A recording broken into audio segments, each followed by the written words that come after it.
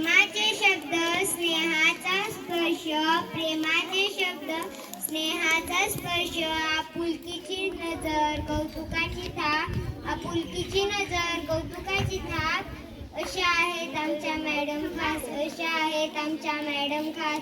सामान्य व्यासपीठ, पूज्य गुरुजन वर्ग व माझ्या बालमित्रांनो, मी इयत्ता 3री शिकणारी वेदिका मित्रे, माझ्या सर्व गुरुजनांना शिक्षक दिनाच्या शुभेच्छा देते व माझे भाषण सुरुवात करते.